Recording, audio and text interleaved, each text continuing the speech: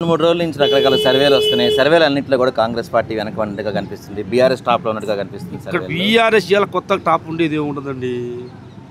15 సంవత్సరాల నుంచి గోపీనాథ్ ఎమ్మెల్యే ఉన్నాడు. 10 సంవత్సరాలు కేసీఆర్ పరిపాలించుండు. ఇక్కడ ఏం చేసిండు అనేది జనం చెప్తారు. చాలా స్పష్టంగా కనపడతా ఉంది. సర్వేల సమస్య కాదు. ఇక్కడ మేము చాలా స్పష్టంగా తిరుగుతూ ఉన్నాం. మేము కూడా రాజకీయాల మీద పూర్తిగా అవగాహన ఉన్నవాళ్ళం. 25-30 సంవత్సరాల నుంచి రాజకీయాల్లో తిరిగిన వాళ్ళం, ప్రజల నాడి తెలిసిన వాళ్ళం, ప్రజలు ఏం కోరుకుంటున్నారో తెలిసిన వాళ్ళం. వాళ్ళు గెలిచి కూడా చేయగలిగేది ఏముండదని వాళ్ళు 10 సంవత్సరాలు చేయలేని వాళ్ళు, 15 సంవత్సరాలు ఎమ్మెల్యే చేయని వాళ్ళు ఇప్పుడు చేసేది ఏముందని ఆలోచనకు వచ్చారు.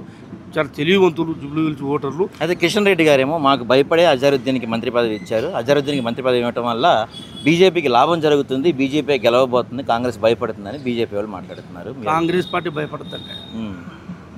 ఎంతమంది కిషన్ రెడ్డిలు వచ్చినా కాంగ్రెస్ భయపడే కాంగ్రెస్ పార్టీనే. ఇది అందరు కలిసి బీజేపీ, టీఆర్ఎస్ అయిపోయింది కాంగ్రెస్ అన్నారు. తెలంగాణలో ఏం జరిగింది మొన్న 2020 మన 3 ఎన్నికల్లో ఇద్దరు ఓడిపోయి కింద పడరు. కాంగ్రెస్ అధికారంలోకి వచ్చింది. మన సికింద్రాబాద్ 10 ఎలక్షన్లు గెలిచాం. ఇప్పుడు ఇది గెలుస్తున్నాం. ఇక వాళ్ళు గెలిచిన ఓడిపోతారని భయపడతారని కిందని మీదని లాస్ట్కి వాళ్ళిద్దరూ ఒకటై మా మీద పోరాటం చేసే పరిస్థితి రాబోతుంది. ఇవన్నీ ప్రజలు గ్రహించారు.